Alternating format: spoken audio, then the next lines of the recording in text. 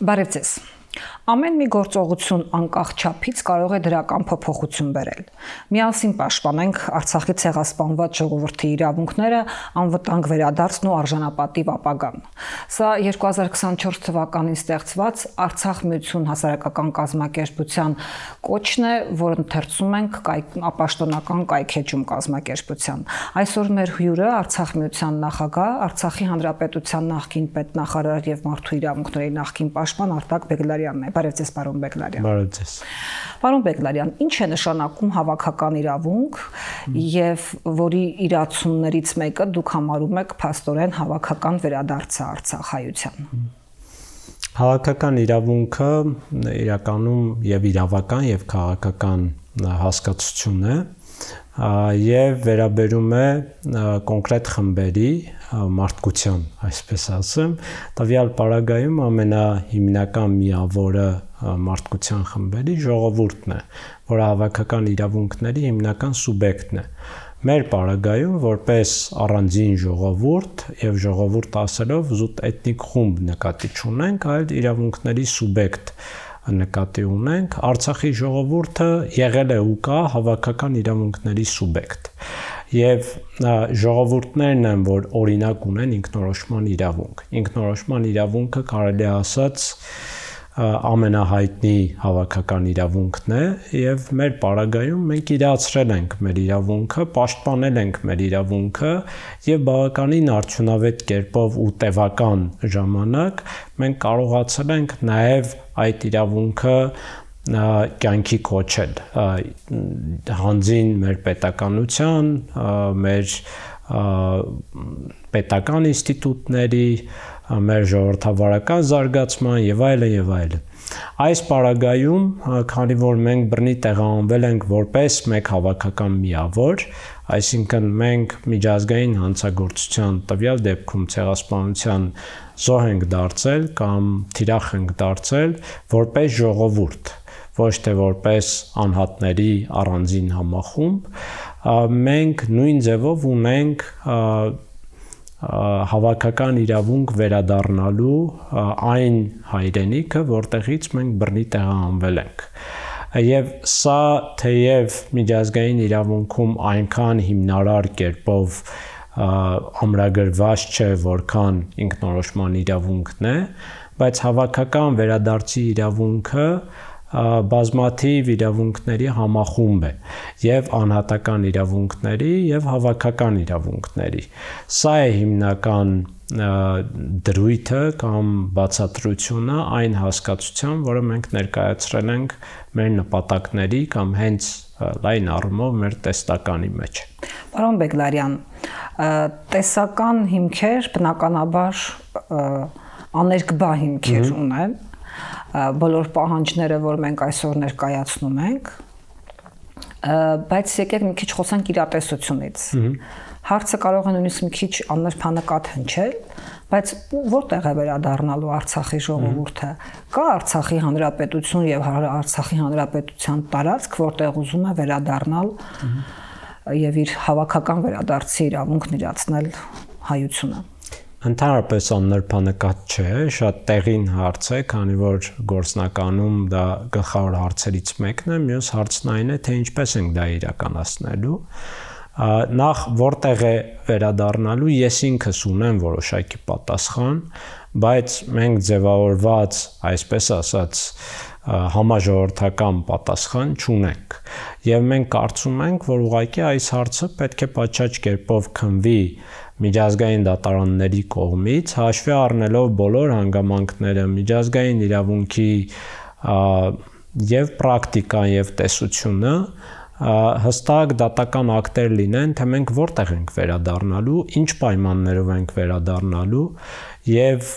ովքեր են երաշխավորելու մեր վերադարձը կամ ովքեր են իրագործելու մեր վերադարձը։ Խոշոր առումով մենք ունենք իրավունքը, այդ իրավունքը նույնիսկ արդեն ամրագրված է ՄԱԿ-ի ամենաբարձր դատական ատյանի Արդարադատության միջազգային դատարանի կողմից, միայն մնում է ավելի մանրամասն այդ պայմանները քննարկել եւ իրագործել։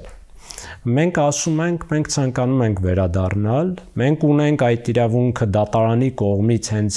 հասցեական կերպով մեզ վերաբերող ակտերով ամրագրված,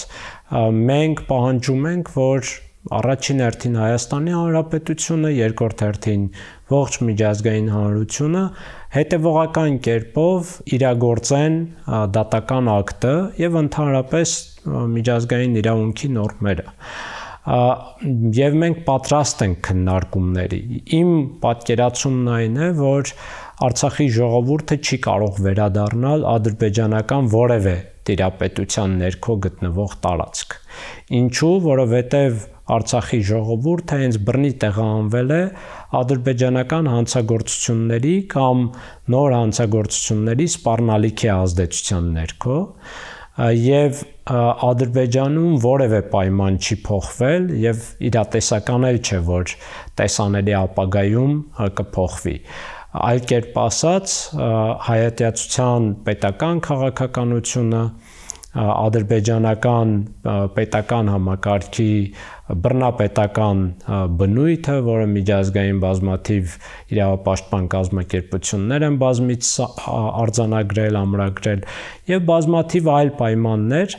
դրանից բացի նաև մեր ինքնորոշման իրավունքը, որը ամրագրվել է միջազգային ատյանների կողմից, այդ թվում ԵԱՀԿ-ի կողմից։ Եվ եթե մենք ունենք ինքնորոշման իրավունք, առավել եւս այդ ինքնորոշման իրավունքի դեմ եւ մեր գոյության դեմ տեղի են ունեցել հանցագործություններ, ապա սա նշանակում է, որ մենք չենք կարող պարզապես Ադրբեջանի որևէ տիրապետության ներքո լինել, եւ սա հուշում է եւ միջազգային իրավունքի տեսությունը եւ պրակտիկան։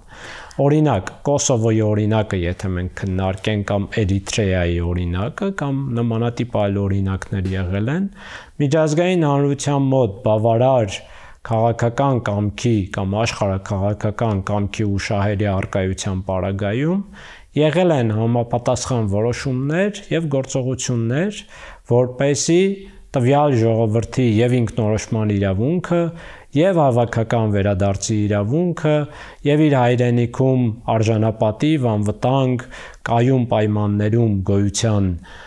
իրավունքը պաշտպանված լինեն։ Մեր պարագայում չկա պարզապես այդ աշխարհաքաղաքական կամքը, եթե լիներ, մենք բռնի չէինք տեղահանվի։ Ուղղակի ցեղասպանությունը կկանխարգելվեր։ Հիմա կարող ենք մենք հաջորդ հարցը հնչեցնել, բայց կարող եմ սա թողնել ձեզ էլի, թե ինչպես պետք է սա իրագործվի։ Թույլ տվեք մինչ այդ եւս մի հարց տամ։ Խնդրեմ։ Եթե Հայաստանը եւ Ադրբեջանը խաղաղության պայմանագիր կնքեն եւ առավել եւս կարգավորվեն Հայաստան-Թուրքիա հարաբերությունները, հնարավոր է ինչ-որ բան փոխվի պատկերացումներում մեր հավաքական վերադարձի իրավունքը անվտանգ, այսինքն Ադրբեջանի տարածքում իրացնելու հայրենիք վերադարձի իրավունքը։ Ինձ մոտ չի փոխվի, վստահ եմ, որ շատ-շատերի մոտ չի փոխվի,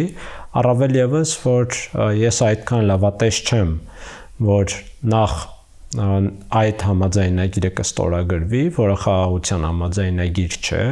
ըստ էության Հայաստան-Ադրբեջան դիվանագիտական հարաբերությունների կարգավորման մասին համաձայնագիր է։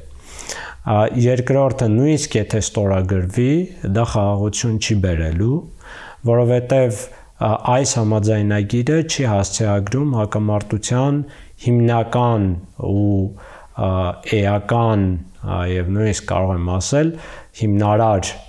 խնդիրներն ու հարցերը։ Դա եւ Արցախի ժողովրդի անվտանգ գոյությունն ու կարգավիճակն է եւ հակամարտությունը հրահրած եւ առ այսօր հանցագործությունների գաղափարախոսական հիմք եղած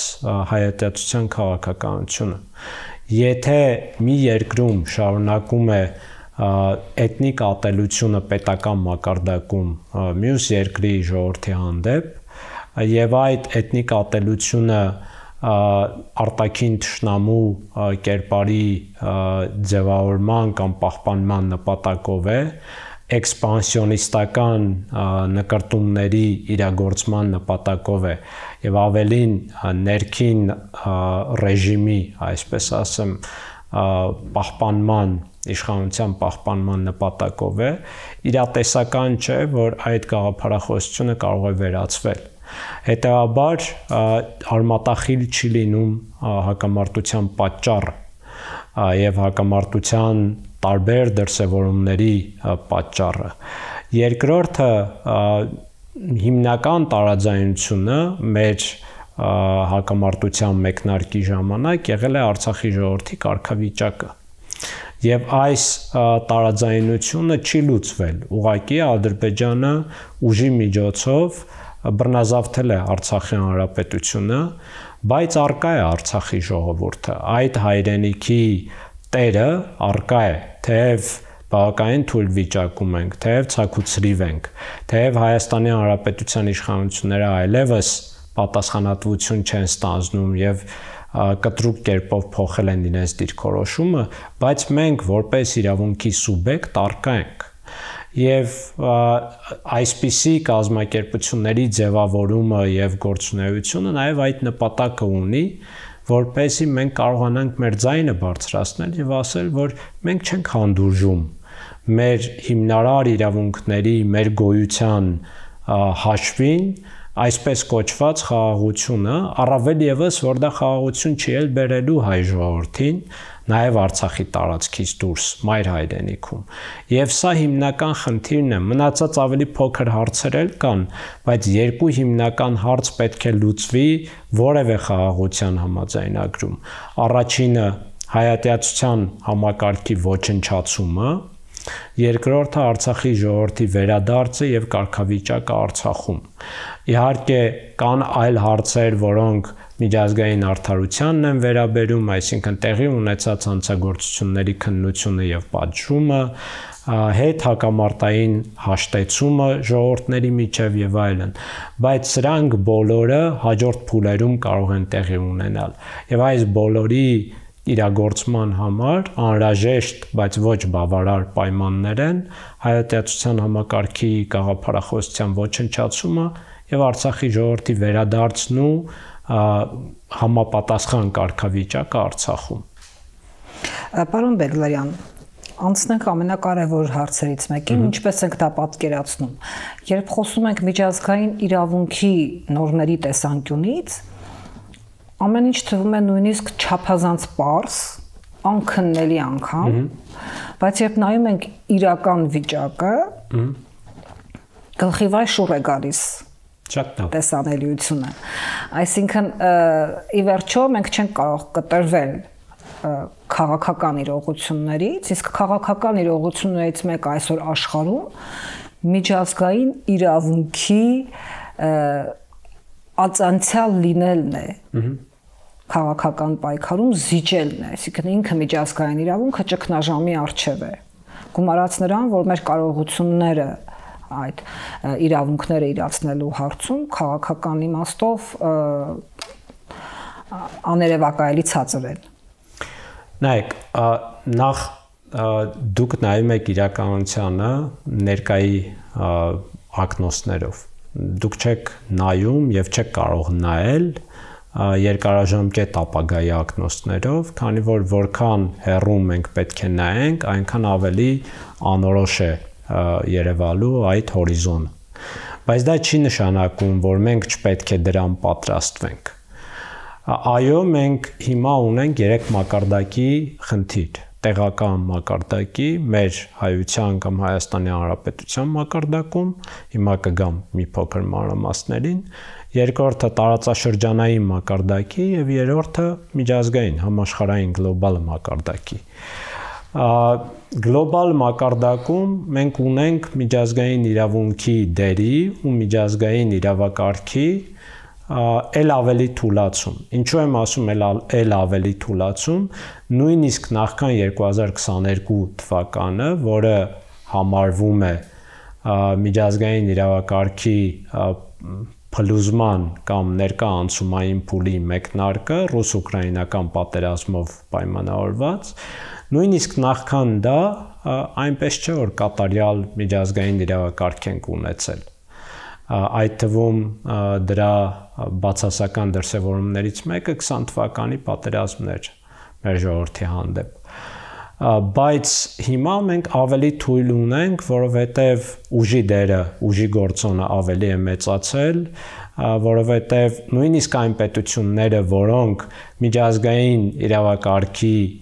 խաղաղության երաշխավորներն էին կամ պետք է երաշխավորները լինեին, իրենք հիմա խախտում են այդ դրված կանոնները, ընդ որում առերևույթ ու շատ լկտի կերպով են խախտում, եթե ժամանակին դա փորձում էին քողարկված ձևերով խախտել։ Բայց սա չի նշանակում, որ մենք ընդմիշտ ունենալու ենք քաոս։ Այդ քաոսը մի օր ավարտվելու է, եւ մենք չգիտենք, թե անցումային փուլից հետո ինչ նոր իրավակարգ է գալու աշխարհում։ Միգուցե ավելի լավը, ավելի արդար է լինելու եւ ավելի արդյունավետ է լինելու, քան նախկինն է եղել։ Միգուցե ավելի վատն է լինելու, ես չեմ կարող ասել։ Բայց այն, որ մենք ունենք անորոշություն եւ այդ անորոշությունը ոչ միայն սպառնալիքների աղբյուր է մեզ համար, այլ նաեւ հնարավորությունների աղբյուր է, սա միանշանակ է ինձ համար։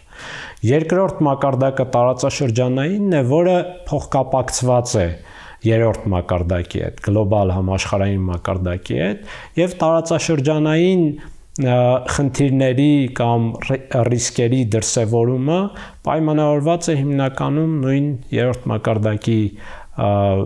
խնդիրների ու պայմանների առկայությամբ կամ բացակայությամբ։ Հետևաբար, եթե մենք մեկ օր ունենանք գլոբալ լուծումներ, տարածաշրջանում կայունությունը ավելի կայուն է լինելու, ավելի համապատասխան է լինելու եւ բխելու է միջազգային նոր իրավակարգից։ Իհարկե, այս տարածաշրջանային մակարդակում մենք ունենք աշխարհաքաղաքական բաղադրիչը շատ ավելի ուժեղ կերպով ազդող մեզ վրա, քան իրավական բաղադրիչը։ Եվ այստեղ մենք երեք հիմնական դերակատարներ ունենք՝ Ռուսաստանը, Թուրքիան եւ Իրանը։ Եվ սա պատմականորեն դարեր շարունակ այդպես է եղել, ինչ որ ժամանակաշրջանում նրանցից որևէ մեկի ավելի ուժեղ դերակատարությամբ, մյուսի ավելի թուլությամբ եւ այլն եւ այլն։ Հիմա նաեւ այս պայմանների որոշակի փոփոխությունների հետևանքով մենք կանգնեցինք այս իրավիճակի առջև, բայց սա անորոշության։ Այո, բայց սա ընդմիշտ չի լինելու։ Հիմա էլի տեսնում ենք Իսրայել-Իրան պատերազմ, որը հիմնականում մեզ համար ռիսկային է, անորոշությունների աղբյուր է, բայց մյուս կողմից մենք տեսնում ենք Ռուսաստանի իրավիճակի որոշակի կայունացման միտումներ, որ կարող է Ուկրաինայի հետ պատերազմը դադարեցվի, որը նշանակում է, որ Ռուսաստանը հարավային Կովկասով ավելի շատ կարող է զբաղվել, բայց մյուս կողմից Թուրքիայի դերի աճ ենք ամեն դեպքում տարիներ շարունակ նկատում, այդ թվում Ադրբեջանի, այսինքն ասելով Թուրքիա նկատի ունենք նաև Ադրբեջան, եւ որքան Իրանի դերակատարությունը նվազի, որքան Ռուսաստանի դերակատարությունը նվազի, հիմնականում այդ վակուումը փակում է Թուրքիան։ Այստեղ մենք լրացուցիչ ռիսկերի առաջ ենք կանգնում, բայց կրկին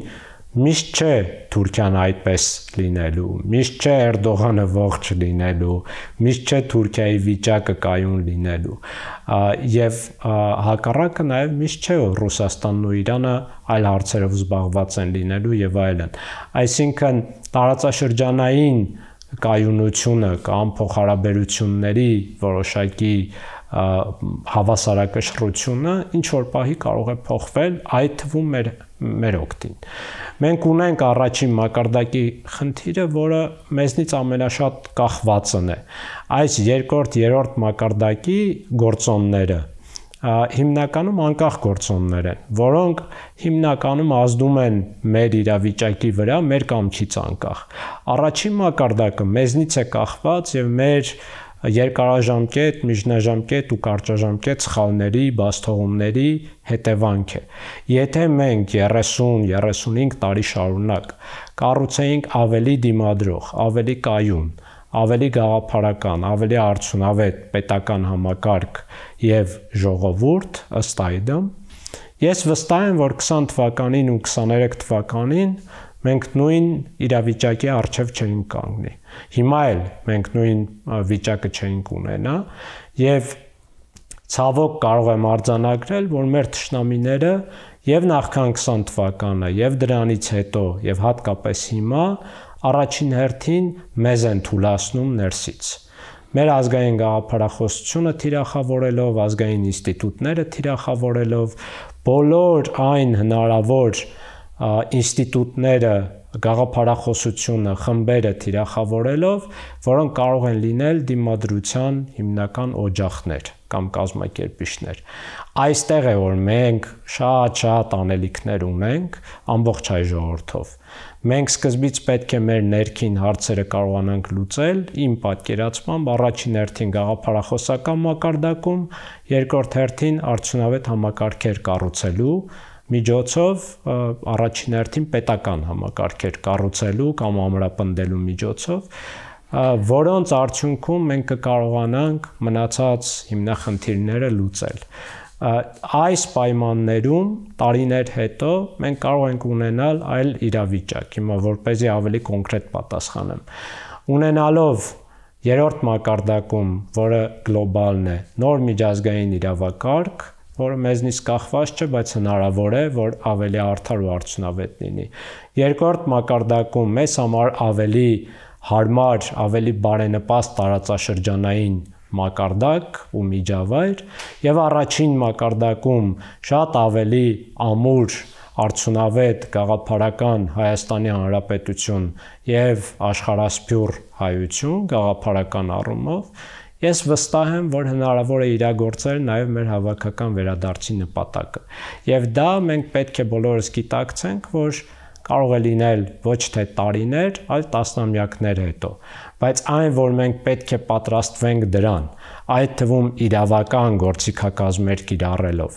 մեր իրավունքները հենց հիմա հնարավորինս արագ, հնարավորինս ամուր կերպով ամրագրելով միջազգային հարթակներում, սա ինձ համար միանշանակ է։ Եվ այս բոլոր փաստաթղթերը մեզ մեկ օր պետք են գալու, երբ մենք ի վիճակի լինենք կյանքի կոչել մեր նպատակները ու մեր իրավունքները։ Ձեր կազմակերպության, այսինքն Արցախի ժողովրդի շահերի եւ իրավունքների պաշտպանության միության կազմակերպության նպատակներից առաջինը նշում եք Արցախի ժողովրդի շահերի ներկայացումն ու առաջմղումը հայաստանյան եւ միջազգային հարթակներում։ Միջազգային հարթակներում հասկանալի է, որովհետեւ միջազգային հարթակները կարիք կա, որ միջազգային հարթակները ուշադրության բերվեն, այն առումով, որ աշխարհը բազմազան է նաև իր հակամարտություններով, խնդիրներով եւ անընդհատ պիտի աշխատել, որ կիզակետում մնա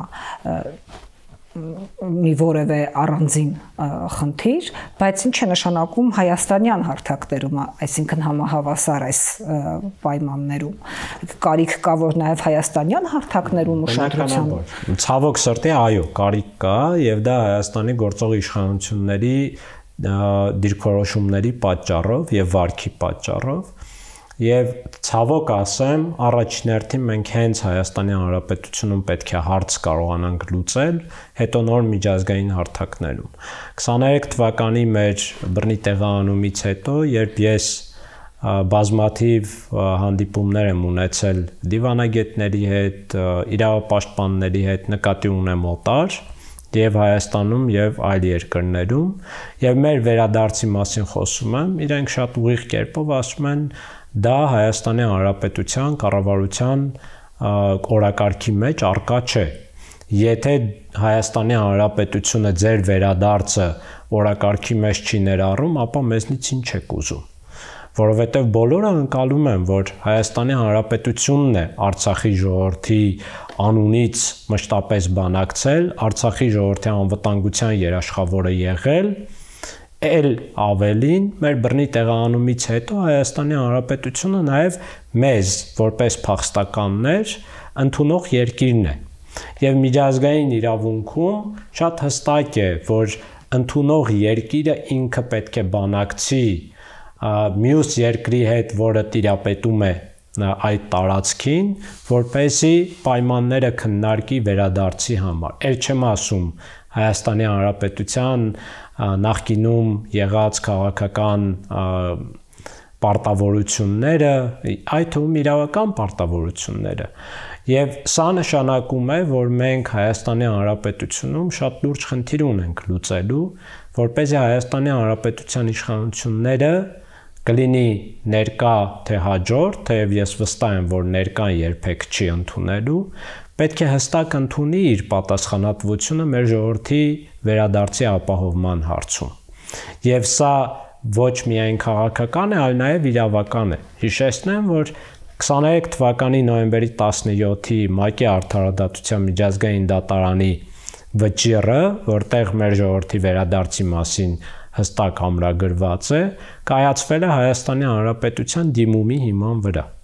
Էլ մնացածի մասին չեմ խոսում, ԵԱՀԿ Մինսկի խմբում ստանձնած պարտավորությունները ներպետական ակտերով, ստանձնած պարտավորությունները եւ այլն, բայց ներկայ իշխանությունները համարում են Արցախը ու արցախցիներին բեռ եւ խոչընդոտ, դրա համար իրենք ասում են, որ չի կարող այդ հարցը քննարկվել։ Պարոն Բեգլարյան, հայաստանյան ինստիտուտներից ունեք ակնկալիքներ ոչ պետական ինստիտուտներից իրավունքների պաշտպանության հարցում, կամ արդյոք սա եւս մեկ ավելորդ խզում չէ, եթե նույնիսկ իմ այս պահին հնչեցրած հարց է ինձ համար ավելորդ է թվում, որովհետեւ տպավորությունն է, որ մենք խոսում ենք տարբեր ժողովուրդների մասին։ Այո, բոլորից ունենք ակնկալիքներ, բոլորը, ովքեր գիտակցում են Արցախի արժեքը հայ ժողովրդի համար եւ Հայաստանի Հանրապետության համար, մենք ակնկալում ենք, որ պետք է ձեռք-ձեռքի պայքարենք եւ ներսում եւ դրսում։ Այստեղ եւ եկեղեցին դեր ունի որպես գլխավոր ազգային ինստիտուտ եւ հայաստանյան քաղաքական հասարակական կազմակերպությունները դեր ունեն եւ սփյուռքյան կազմակերպությունները դեր ունեն եւ ցավոք սրտի կարող եմ ասել, որ իմ անձնական սպասումները, ակնկալիքները շատ ավելի բարձր էին, քան իրականությունն է։ Պատճառները տարբեր են, այսինքն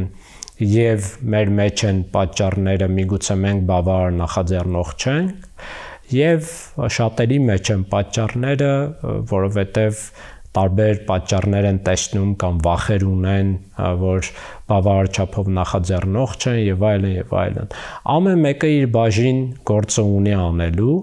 եւ մեր վերադարձը պետք է հնարավորինս մասնատենք փոքր նպատակների, հետո ավելի փոքր նպատակների, գործողությունների պլանի, աշխատանքի բաժանում անենք եւ փորձենք քայլ առ քայլ առաջ գնալ։ Մինչև մեկ օր մենք Հայաստանի Հանրապետության իշխանությունների, պետական ինստիտուտների բարենպաստ դիրքորոշումը եւ քաղաքականությունը ունենանք, այդ ժամանակ բնականաբար ավելի մեծ քայլերով կարող ենք առաջ գնալ։ Վտանգ կա, որ Արցախի ժողովուրդը Հայաստանից, եթե շատ արտագաղթի, այդ միավորումը, կոնսոլիդացիան, որ նախ եւ առաջ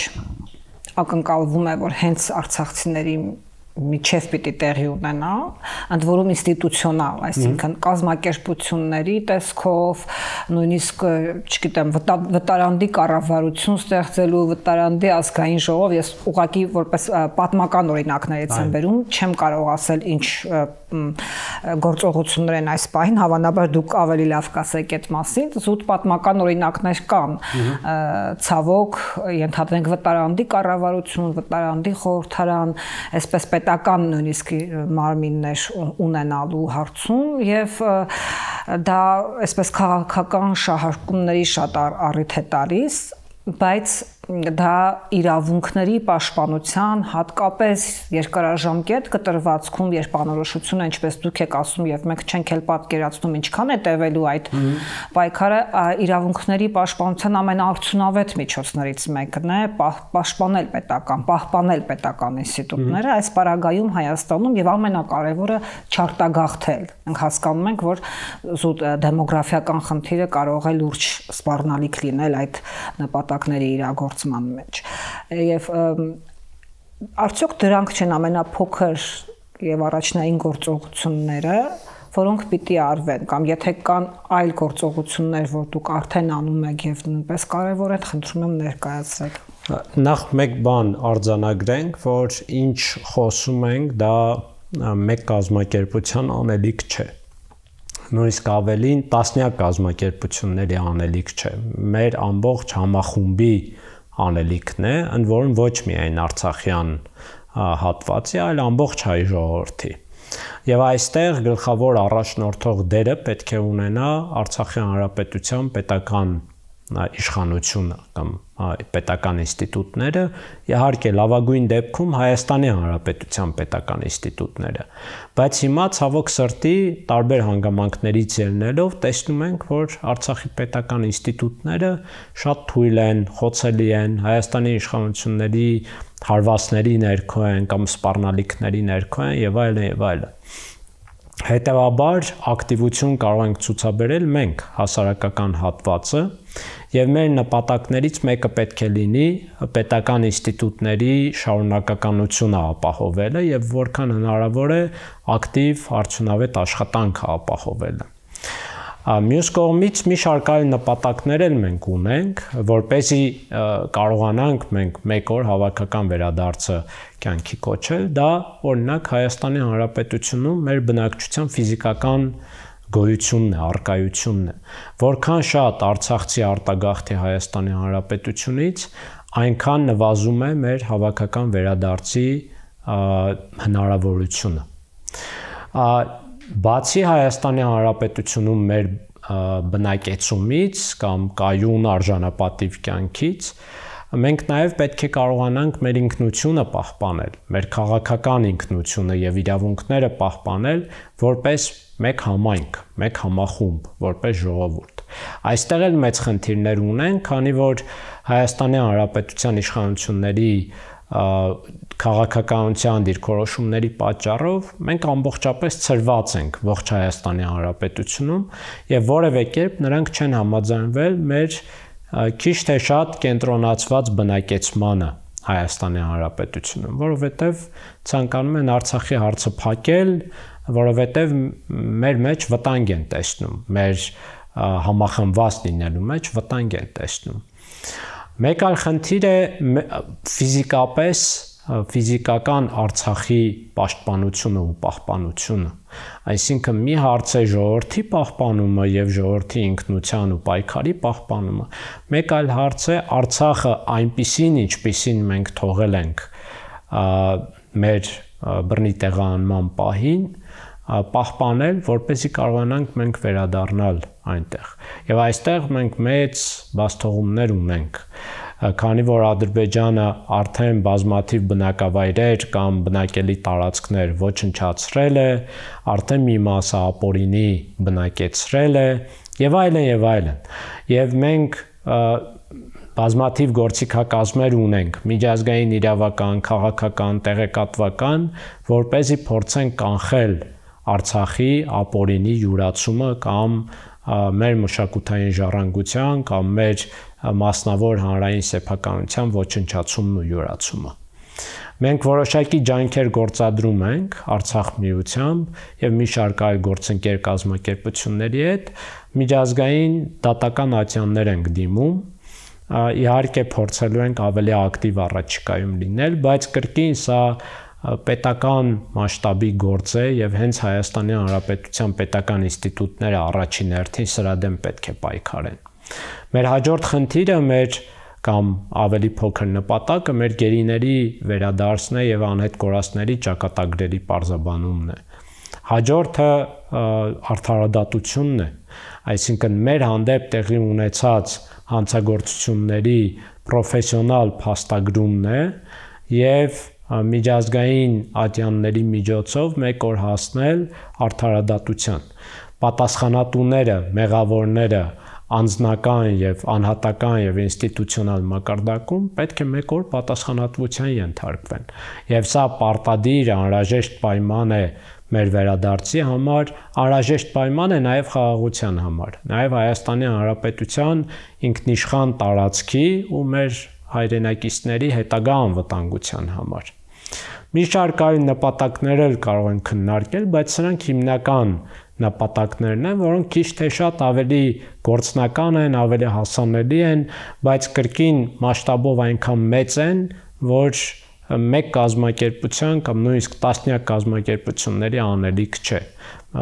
Ինչքան շատ անձինք, խմբեր, կազմակերպություններ միավորվենք, այնքան շատ արդյունքի կարող ենք հասնել։